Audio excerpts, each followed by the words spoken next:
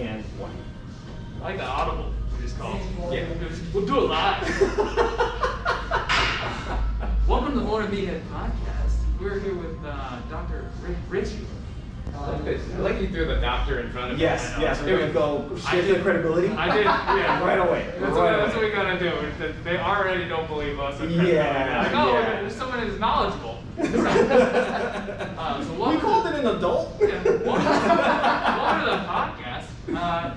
So we always like to ask for, I guess, the elevator pitch, right? The elevator pitch, yes. So we want to introduce you to our listeners. Dr. Richey? All right, is this a tall building or a short building? How long is this elevator? I don't, express elevator? I don't know. Whatever you want to do. We'll keep it short. All right, my name is Richey. I first started in fitness when I was a boy. So I moved to New York from Alabama, Atlanta, into New York City, got into the fitness industry, and never thought I knew enough. And so I got all the certifications I could until I realized that I could go back to school and get degrees. So I got a degree in exercise, a graduate degree in exercise science, and a doctorate in health science, and got my license in massage therapy. Oh. So, and then I've experienced a little foray into entrepreneurship. I've been working with the National Academy of Sports Medicine, NASM, since 2006 as an educator for them, and opened the place where we're at right now. So it's a gym called Independent Training Spot, and my ultimate goal was to help give trainers the freedom to run their own businesses. So this is a co-working space for fitness professionals. They rent space from me, and I provide the gym, the space, the treatment tables, and the showers, and the towels, and the gym, and they can train their clients out of it. Yeah, so we are on one of your three locations, correct? Yes. Correct, yeah. So we're on site here, and I guess this is very nice. I love what you do with the space. Thank you. It's very well used and utilized and very efficient, very friendly as well. So Thank you. I like the culture here. I appreciate that. Yeah. One of the things about the spaces too is that they're open, and so many gyms are like, let's see if we can give you no room to work out by putting stuff in the way that you're supposed to work out on. Yeah, yeah. I'm like, give me space. And I've also noticed the dynamic of just being here for here before, here today, the dynamic of the trainers as well that come in, very just like cooperative, very, very friendly. And they're all pros. I mean, if you think about it, if you've gotten to the point where you've built your business up enough where you want to rent space and run your business out of, you're probably a pretty decent trainer. You've probably built your book up pretty solid. You've got some reps under your belt when it comes to being a trainer. And now you're ready to go on your own. Instagram. Yeah, right. Or you have nice beliefs. Yes. But when you mentioned the space, is that indicative of your, I don't want to say philosophy, but how you approach training, where I don't see a lot of, single machine. Honestly, I love machine. Yeah, no fixed path of motion machines. Yeah, yeah. So Yeah. no fixed path. And we do have some selectorized, but they're cable machines, so you still have to control the path of motion. And I still think that's a great way to train, to have some machines to train on. I don't think it's the best way to train.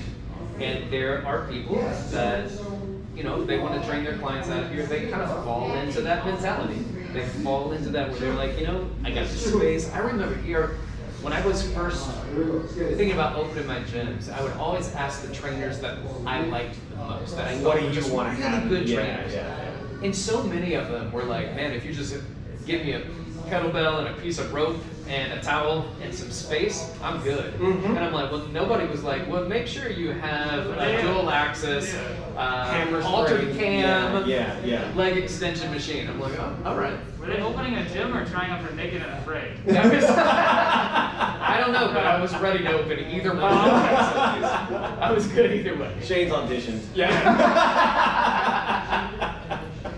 But no, That's gotta be a afraid part. yeah. But this is a great space. But it's almost like the mentality that you bring to training is kind of what we were talking about before. Is not being dogmatic in your approach to your clientele or your business model. And also, side note, it's great that being an NASM, you're on the cover of the book.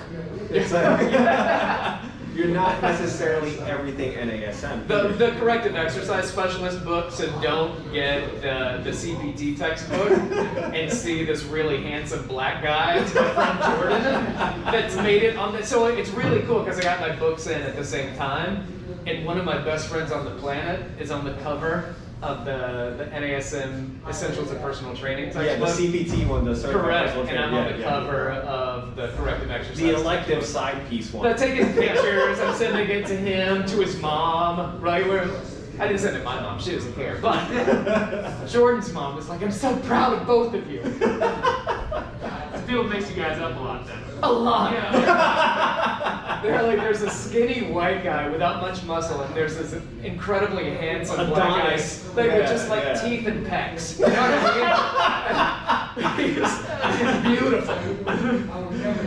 But yes. And his arms are always out like this in his photos, and I was like, dude, you look like you're defending playing basketball in every photo you do. So yeah, I can see how you guys, you know, you look the part. Yeah. Oh, so when we were talking before, you have, obviously, you have 3 businesses going on right now, or 3 locations in your business right now. Not exactly the most business-friendly environment we're in right now. Circumstances, yeah. And we don't necessarily want to focus on, you know, what's going on in the outside world. We want to focus on what the next step is going to be. You're saying there's a lot of opportunity coming up. I think so. Yeah. So how do you feel as far as fitness is going, where it is headed? I think we're going to go into what we are definitely going to see are the real estate prices go down. And when the real estate prices go down, you're going to see a lot of people, when things start inching up and getting a little better, saying, let's open a gym. I've always wanted to have a gym, because people, you can dream about opening gyms, but you should also think about what that means. Yes. It's not necessarily it's not a great model, especially my model, and I don't say that to downplay it. Like, they survive, they're doing well, and you know, the margins could be better. I'm not SoulCycle, but you know, I have 3 now, right? So that makes it a little bit better. As I open up more, and more people are going to start opening up. Here's also what's going to happen. You're going to have a spike in people opening up fitness facilities, and then after a year or two, when investors are tired of floating it, you're going to see it start to level out. Well, it's going to be a trend. You're going to see that trend of the overhead. People are going to notice, like, oh, I could just lease equipment, get some space, hire a bunch of guys that are just willing to come in. They just have to give me this much. And then once that starts to level out, because people float by trends, you're going to see what's really going to sell. Yeah, and that's true. And one of the issues that you'll probably also see is there are going to be a group of trainers that are going to get together and say, hey, let's all go in and get a gym. And let's rent space. That sounds like a great idea. It sounds like a great idea. But what's going to happen is that your idea of a great gym and yours and mine and another person, so the 4 of us go in, and then we have this idea. This is what the gym's going to look like. But then you start to change your mind about some things, and I'm not willing to change my mind about certain things. Some people want to shift, some people want to grow, some people want to stick to the model, and then it's going to fall apart. And I've seen it over and over again. So what I'm doing when we talk about independent training spot is not just giving people a place to train, but my expansion is going to be inviting trainers in to be a part of my model, which is now we can open. We'll get trainers to bring in investment from themselves if they have it, from clients that may want to invest in it, and then we partner with Independent Training Spot and open another location, several locations around the city. But here's your chance to not just run your own business out of it, but to have that gym that you've always wanted. So it's like a franchise model where you have equity. Sort of. Yeah, That's a way to it's look also at like it. a brain trust of sorts as well, where you can, it's like, what would you like? How would you like it to be? You're overcoming that too many cooks in the kitchen, though, problem of everybody trying to do their own thing at once. Correct, because it's already established. Yeah. So you don't come in and say, I really think that we should do things this way. Well, we can talk about it, but the truth of the matter is it's still my business and my brand. So if you have to fall in line. Same thing with franchises. You don't go into a franchise thinking, let me fix them up.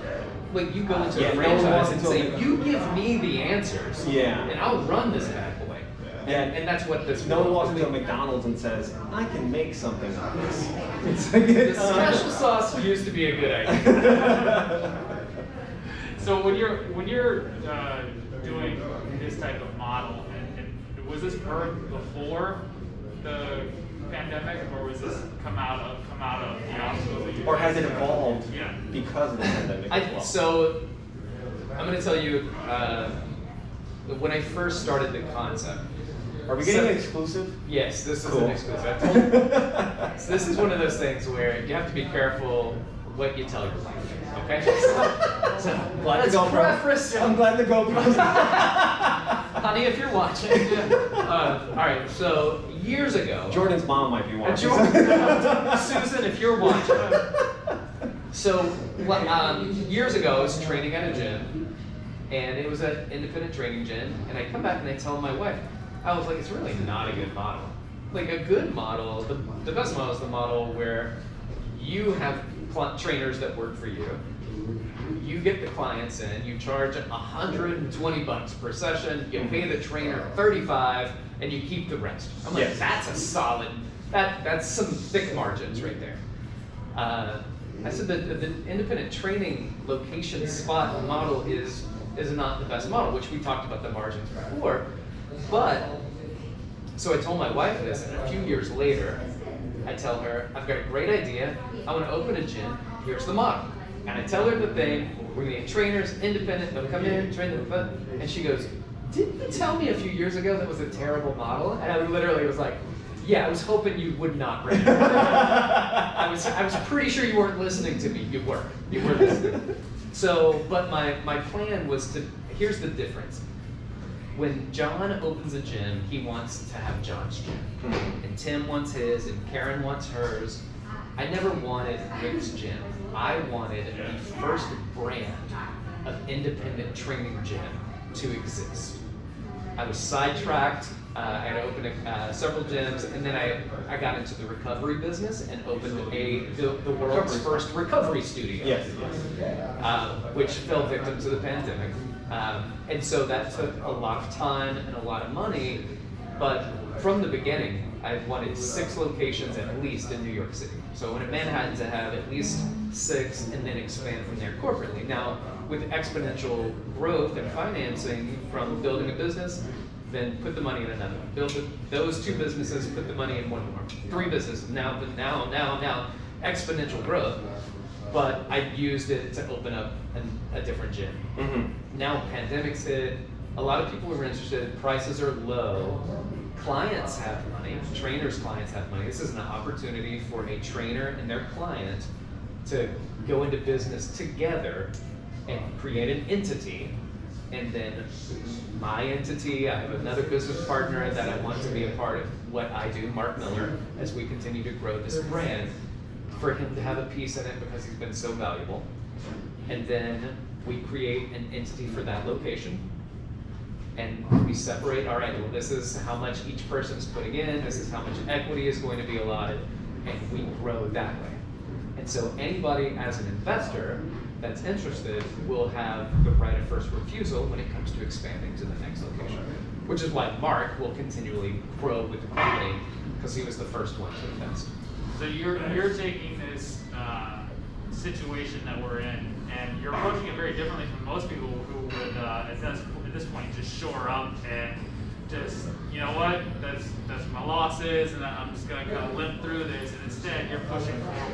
Yeah. So my question to you is, do you think that has anything to do with the mentality that, say, you just approach? We're talking about fitness and not being stuck in one mentality, not being stuck in just, no, it has to be kettlebells, it has to be CrossFit, it has to be this, it has to be yoga. You know, do you feel like that practice that you've had over the years, it has helped you in your mentality when it comes to this? Yeah, I think the mentality is there are a lot of different ways to accomplish a goal. Mm-hmm. And if you think there's only one way to accomplish it, Carol Dweck's book, where it's called Growth Mindset. You're either growth mindset or you're fixed mindset.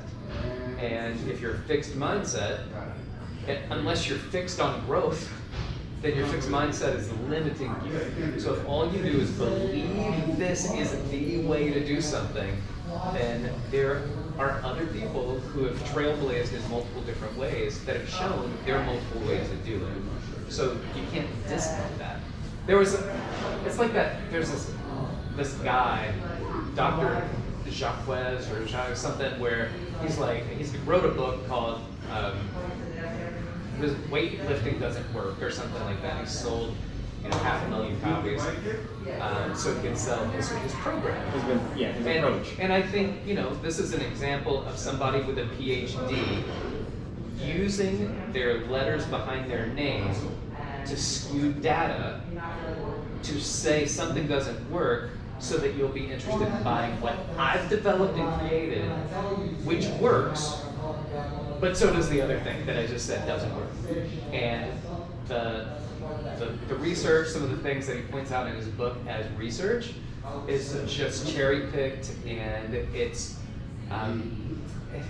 what the research says and what he says about the research don't line up. Yeah. And so this is one of those things where, like, anybody who says this is the way to do something, or the only way to do something, it's a cult trying to sell you something that you can't escape from, and that's what I don't appreciate. Like, identity fitness is one of the things that I don't attach to.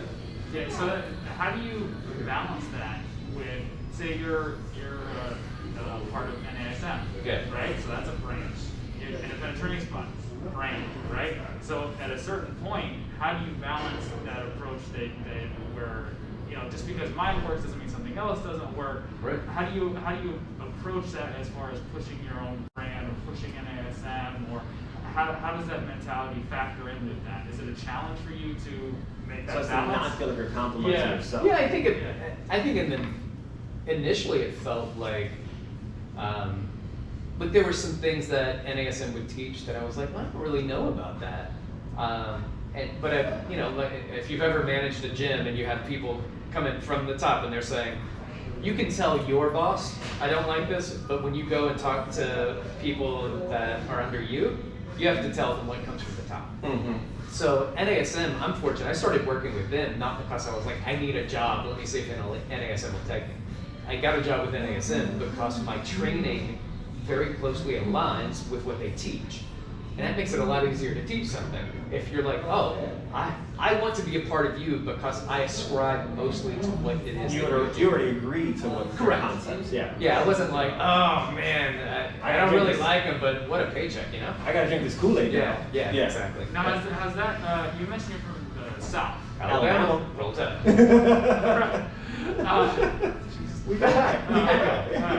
So you mentioned, but you came into the city, or New York, or that was the first metropolitan area, or Atlanta was it? Atlanta. So I went to college, my youth all the way through college in Northwest Alabama. I grew up in a town called Florence, moved to Atlanta for 2 years, and then I moved to New York. Do you think this, like, I'm not being debating anyone, but it's almost like a bright-eyed, bushy-tailed type of mentality that you have where you're excited, you want to make this change. Do you think that factoring in that you weren't a part of it to begin with, you came into this situation, you came into these city areas, you came into this hustle and bustle thing, do you think that factors in? So we deal with so many people that are from these, it's almost like they're beaten down by the time the opportunity comes up that they don't take advantage. You're over here going, I'm not saying it's like, it's all rainbows and sunshine, but you're over here like, okay, how do we get around this? How do we do this? How do we approach the situation so we can make an opportunity out of it? On the way, I had my family. We were in New Jersey. We came back Sunday night. We tripped back into the city, and my younger brother called.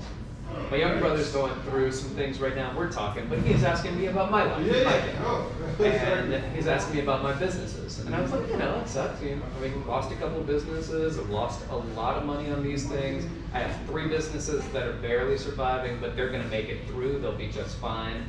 And he was like, well, at least you have those. What if you lost them? And I was like, I'd probably be saying the same thing. Like, we lost the businesses, and that really sucked, and I lost even more money. And he was like, man, that's such a good way to, like, just live your life. And I was like, man, I could either lose money and look on the bright side, or lose money and be miserable. Either way, I've lost the money. Yeah, that's not changing. Yeah, that's not changing. That's- The one thing I know for sure is that if all I do is think about how much it hurt to lose, I will not ever try to gain again. But if I think about, it's not that bad, everybody loses something, everybody starts from somewhere, not only am I starting from zero, but I've got a lot of experience. There are people starting from zero with no experience, right? And it's not like I messed it up. Like there was a giant pandemic that A global affected pandemic that, everything. that mitigated your circumstances. But I would So- say even if you did mess it up, you'd be like, okay, we're not gonna do that again. Right. Let's identify what it was that I messed up. Oops. Right. And maybe the investors that helped out won't do that again next time. But fortunately, you know, I'm that guy, you know, the one that's like just being sad and upset and you know, beating myself for what is controllable or uncontrollable. Either way, what can I do now? And Or what can you do different? Or what can I do different? Yeah. In fact, so when I first opened my very first gym, we just renewed our lease. I signed the papers over the weekend. So it's been 29th Street? 7 years. Yeah, the 28th Street. 28th Street, yes. Between 5th and 6th. And so when I opened that gym, I was so fearful that it was going to fail. Because early on, I remember you guys know Gregory's Coffee? Yes, Yes. the brand, the brand, chain. Gregory's Yeah. Coffee. Yeah. So I trained Greg's sisters, and they told me their very first Gregory's that they opened, they're really looking forward, and they're staying overnight, they wake up the next day, they open the doors, and like bluebirds are flying out, and they're like, yeah. Nobody came in all day long. They had people ask what this is. They had people ask for the bathroom. But she said they didn't sell. She goes, I don't think we sold a single cup of coffee. And so I needed to have that in my mind, that this thing is going to fail before it's successful. And in my mind, it took me so long to get to the point to open a gym. But I needed to. I needed to. There's an I.T.S. quote that said, oh my goodness, that the fear to blossom was less painful than being stuck tight in a bud. So when we're stuck tight in this bud, but we're too scared to blossom, I was like, yeah, but I can't. I'm so uncomfortable not trying. Yeah. So I did. Yeah. And then I remember it took me years to get to that point, and I remember thinking this is going to fail. And then I thought, well, what am I going to do next? What am I going to open next? What's my next business venture? And it just stunned me when I was having those thoughts, because all this time I was scared to open something. Now one of my businesses is about to fail, and I'm thinking, what business am I going to open next? So all I needed, I don't know what you need, but all I needed was to experience what it's like to fail and realize it's not that bad. Well, it's that football player that puts on the pads the first time and is terrified, and once they get hit, I'm like, I'm okay. Right. I can take another hit. Correct. I can take another hit. Not straight to the head, but I can take another hit. Minimize some of those. Yeah. But that was, to me, really profound, because there was so much fear. There was fear in failing. There was fear in being successful, and I know it's weird to think that. No, but there's fear that's in a thing. success. Fear of success is a thing, because you're so afraid to even try that you're afraid of your own success. Like, wait, it's like I've been to the mountaintop, how do I stay there?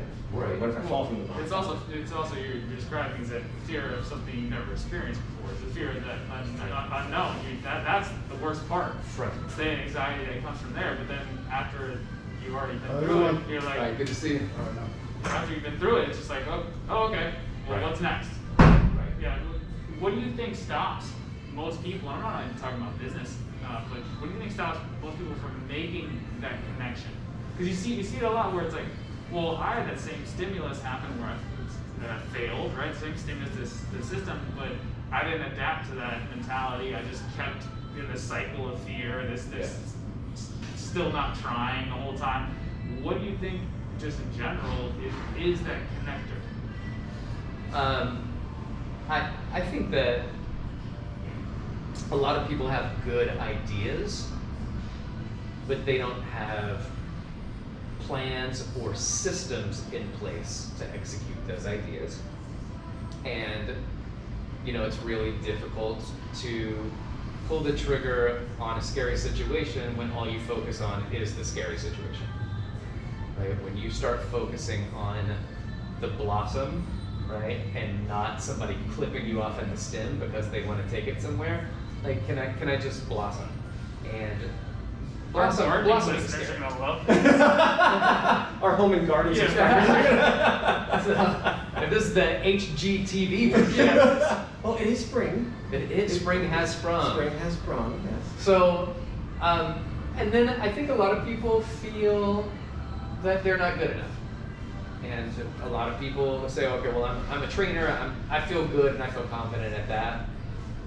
There were a lot of things that worried me because I had 2 young children at the time, and I had another one that was on the way soon after. And I was like, I could not only lose the money that I'm investing, but I also had to borrow money from the bank to invest, which means I could lose my money and still owe them, without a job or a business, their money. Mm-hmm. And it was scary. So there are a lot of reasons why people don't do it. There are a lot of reasons why.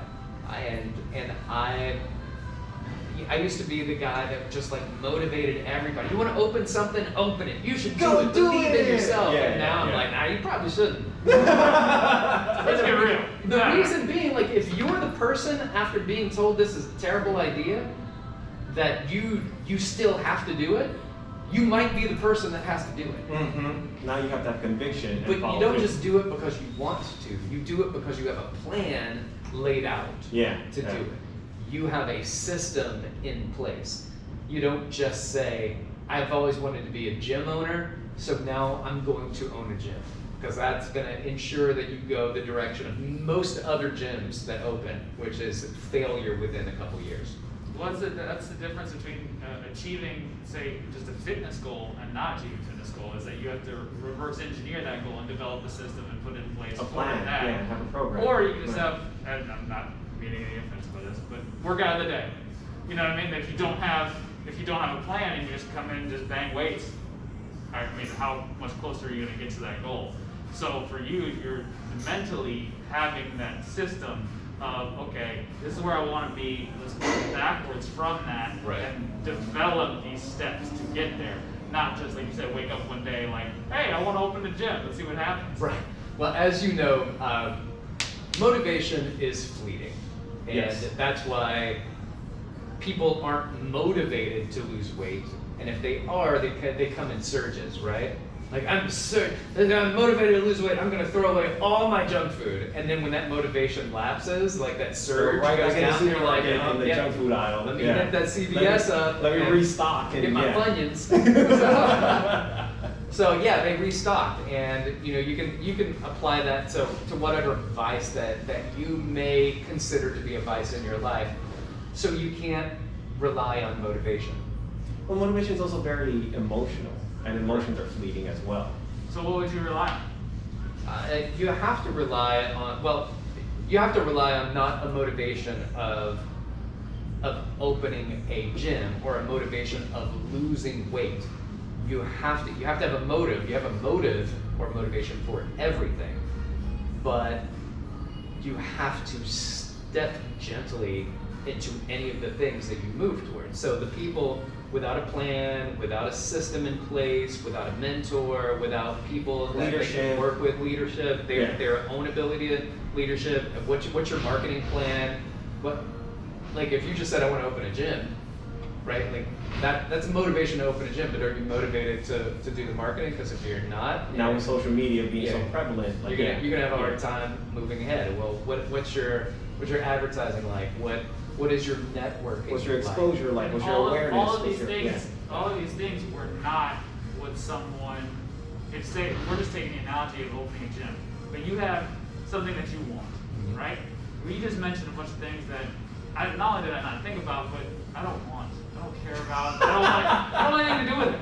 Right. So, but you had to overcome this to be in business. So, what is a good strategy for someone out there that they like the idea of that end goal, but the steps to get there, they're probably not going to like as much. So how would someone go about this without getting overwhelmed and dragged down to all the things they don't want to do to be able to get through that? What would work for you? That's a good question. So this is why a lot of people buy into franchises. The systems are already there. The legwork has been done. Yeah. Here's your system. Like then if a train spot comes in.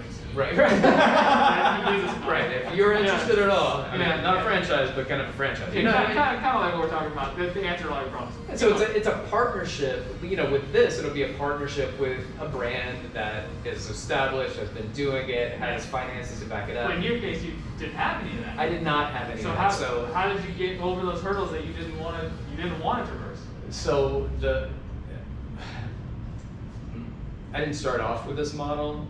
I started off with, I'm the front desk person, and I can't afford anybody else. I can't pay anybody else except for Jordan. Jordan, I didn't pay. I let him train for free. We became best friends, and now we're on the cover of the textbooks. But Jordan was my right hand. Is that like the lunchbox equivalent of like a Wheaties box? Is. I think if you're in the gym life, you're like, did you get a textbook cover? Oh, nice. So, for me, I worked 86 hours a week, Monday through Saturday. That's half a week in hours, right? And I closed the gym on Sunday so I could see my wife and children. And after several months, I met Jordan through a friend of mine, Kelsey Bean. So I met Jordan Tisdale, and then Jordan and I, fast friends, became my right hand, and then Jordan moved to Los Angeles. For his acting, correct? Yeah, exactly. And ridiculously good looking. So when I started saying I have to have a different model. And this model scared me, right? So now everybody, all the trainers get a key, they get access to the facility and the building, and we track everything, and we use the cameras to audit sessions. It's all automated. There's no front desk anymore. The front desk took up space now and get a whole nother training session in. So it changed. It changed because it needed to change. But it was scary. I remember the first time I was gonna leave to get lunch, and the doors were gonna be closed, and I saw the trainer who was coming in next, and I texted him. And I was like, yo, Berto, just so you know, I'm not gonna be there. You're gonna have to use the key that I gave you, the E-key, to unlock the door. And then if I'm not back before you're done, you're gonna lock the door behind you. He was like, dude, he goes, you think I've never come in and out of a building before? You're like that parent who's watching their kid drive away when they're 15 and a half and they just got their license. You got the baby monitor going with the camera, and you're gonna go. Yeah. And then I think I needed that to kind of slap me a little bit and go, it's just people coming in and out of the gym. Yeah. And then, boy, it took like 2 weeks, and I was like, see ya, I'm not coming in. I'm taking a whole day off. It was amazing. I remember I would see you, and you'd show me on your phone. It's like, watch, I'm going to give you an announcement right now. Yeah. Like, voice of God style, just come in and just... He speaks. So what you're saying is that it's actually what you're talking about before with that growth mindset, right? You had an idea of what you wanted.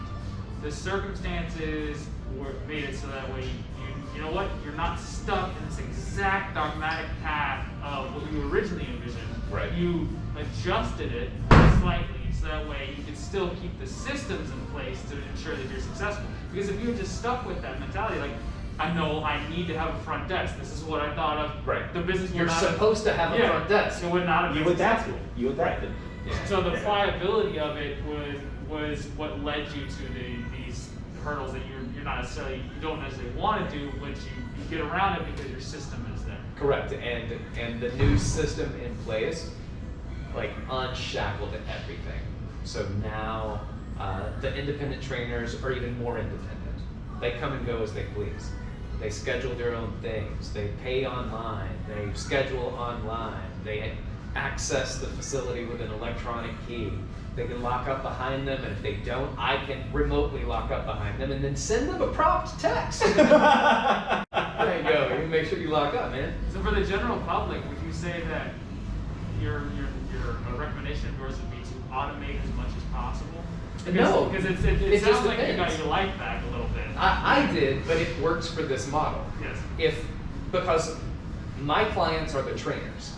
Like if your clients are the trainers' clients, your clients are gym members, then it might behoove you to have people there and present, because I can text a gym trainer that rented space from me and be like, I can't believe you left out the plyo boxes and this was here and the towel was there. Like I can say that to you. But a gym member, you don't be like, hey, you make sure that you put this back down. Yeah. Right, wipe down and make sure that you're using the wipes and the spray and the COVID protocols and taking temperature. And well, somebody needs to be there to do those things. Here, the trainers are responsible for those things because they run their own business. And part of running your business is not leaving a disaster behind you. So if you could delegate some of that responsibility, I'm just saying for like the person who's not running a gym, who's not a trainer, right? Who's listening to this and they're trying to overcome an obstacle. What strategy would you say have in place for it? Would be delegation then, or to approach each problem individually and just have we're talking about adaptability to that particular situation, not be stuck in your ways. Yeah, how would you life coach it to somebody? Yeah, when you look at that growth mindset, you have to look at it a couple ways. One is very important to try not to get offended at what's going on. And I think it's Don Miguel Luis who wrote the book, The Four Agreements. Like, don't take it personal. That's always the hardest one. Of the four, that's the hardest one. And I think like you can't take things personally. And then you have to find the most successful way to navigate a problem that doesn't create more roadblocks behind you. So, and that takes thought, and a lot of people What do you mean by that? create gut responses. Emotional So responses? Yeah, so there's, and we do that in fitness too. There's a great theory of fitness motivation called ART. It's called affective reflective training, and it's like, hey, we said we're going to go for a run. You want to go for a run with me? And we're supposed to do it. And then you're sitting on the couch watching TV, and you go, I know I said I was going to run, but I don't want to because I have this affect. I have an emotion. My emotion, my current state says don't do this. The other approach, the reflective, is a logical version of the conversation you're having. It's really hard for logic to overcome emotion. In fact, we make most of our decisions many times on emotion, and then we try to go back and justify it logically.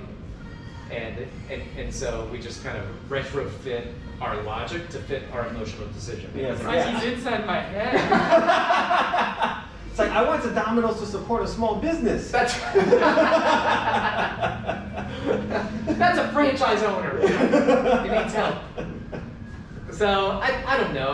Everybody have to deal with things, but trying to minimize your emotional connection with things and what is the most logical thing that you can do. And sometimes, those logical steps are spending money when you don't need to spend money, so that you're already ahead of the game when maybe you don't have money, but the marketing ball is already rolling.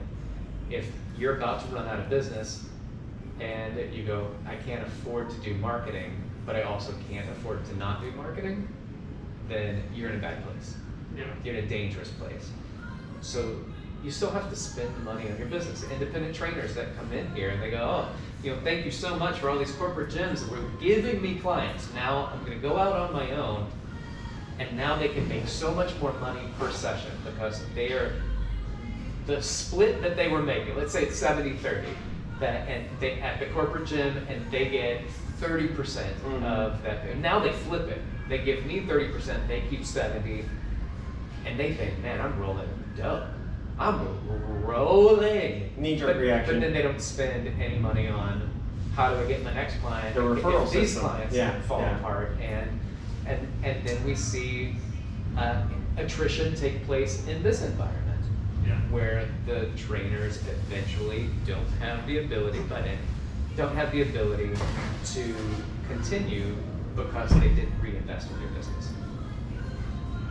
So you would also say like the mentality they have is what else can I do? Yeah.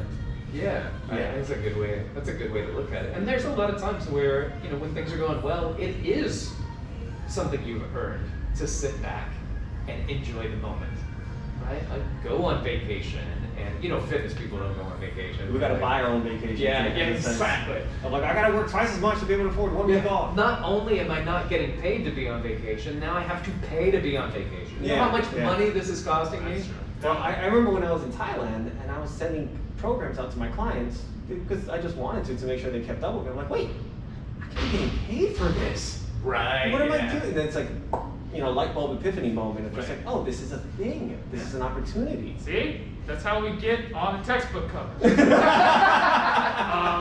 it's funny, hold on, you mentioned Thailand, so let me just mention this. My wife and I went to Thailand because I had an opportunity to speak at a conference. So we went earlier so we could spend time there. Sorry, we went just to pick that up, that little thing. Yeah. we went to an island right off of Koh Samui, and I can't remember what it's called. But there was a woman at this little bungalow outside, and she was on her computer the whole time. And I looked at my wife and I said, you know what she's doing? Working from a beach bungalow in Thailand. She won. She won. She's doing whatever I don't know what she does for work, but she's doing it from a beach bungalow in Thailand. She could be doing like the accounting for a drug runner for all we know, but it's like, you know what? She got paid in Bitcoin. That's some dark money stuff. But she saw an opportunity. Right. To make the best out of the situation. Right. Yeah. Well, that's good for them. Yeah. I really appreciate the conversation, man. Yeah, man, this was great. Thank Where you. can they find you? So you guys can hit me up on Instagram, where I'm most active on social. It's dr.richey, R-I-C-H-E-Y, or you can email me at rick@independenttrainingspot.com. All one word. And if you're in Manhattan, you currently have 3 locations? 3 locations in Manhattan. So if you're a trainer, you can get a spot to train out of. Reach out. If you're looking for a trainer and you're close to any of our locations, then I can connect you with one of our individual independent trainers, and you guys can negotiate your workouts. Sweet. Awesome. Thanks again for this, Rick, man. I Thank really you appreciate it. for asking me to be on. I appreciate it. Also, if you like what you heard and you'd like to hear more, I'm also the host of the NASM CPT podcast. So to learn a little bit more about fitness and exercise science, if that's of interest to you, then you know, The man does it all. Yeah, he does. All right, thanks, Rick. Thanks, y'all. Oh yeah, forget about that. Cool. All right, gents, thank you. That's Time is it? 4:22. Oh man. We went at it. We went for a solid 43 minutes there. All right. Good. Thanks, y'all. Thank you. Anything else? Yeah, no, I think we're done with it. You could keep these. Yes. More. I brought extras. More. Set this here. I'm gonna move this chair back. Oh yeah. I got a couple minutes for my guy gets here. The guy that I'm about to train is actually, he was a squash pro. It was the gym at 62nd Street.